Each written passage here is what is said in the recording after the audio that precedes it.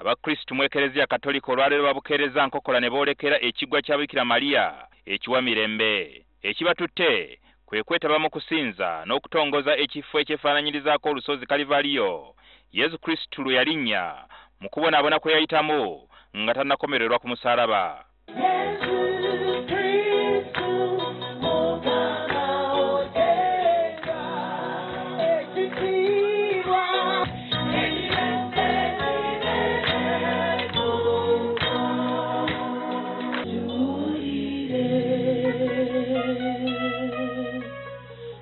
Bikajje n'owessaza ekkulu erya Kampala Monsignor Charles Kasibante yatongoza ekifo kino. Ekkubo lino erya Scala Santa eryo ekkubo lino gamba nti ekkubo lya Yesu ery'okubonaabona abanaalitambulanga bajja kusirikiranga ku kifaananyi kino ekya Yesu ow'obusaasizi, kubanga mu kubonaabona kwe ne mu kufa kwe ne mu kuzuukira kwe kyali kisa kya Katonda kye yatulaga mu Mukama waffe Yesu Kristu tusobole okufuna obulokofu.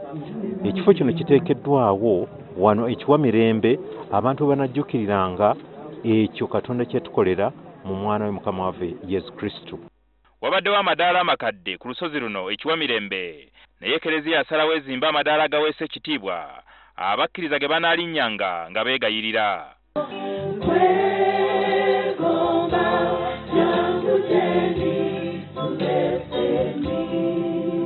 Abagendayo buli omu abeerako n'ekiruubirirwa ky'asaba.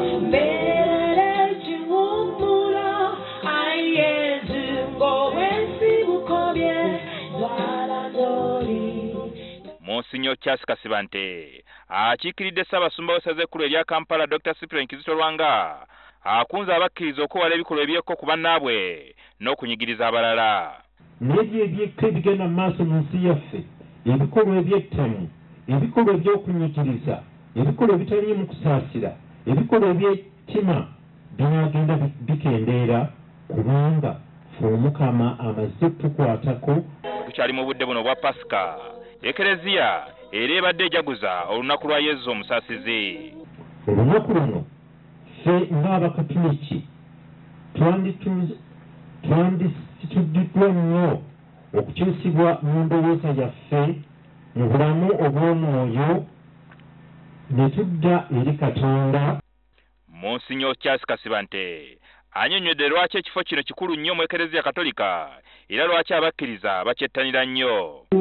Kiwa mirembe ono kifo kya nnyaffe Bikira Maria kiwa mirembe, era bangi bajja wano okwegayirira nnyaffe Bikira Maria atuwolereze mu byetaago eby'enjawulo. Jingo Francis, NTV, ku ssaawa emu.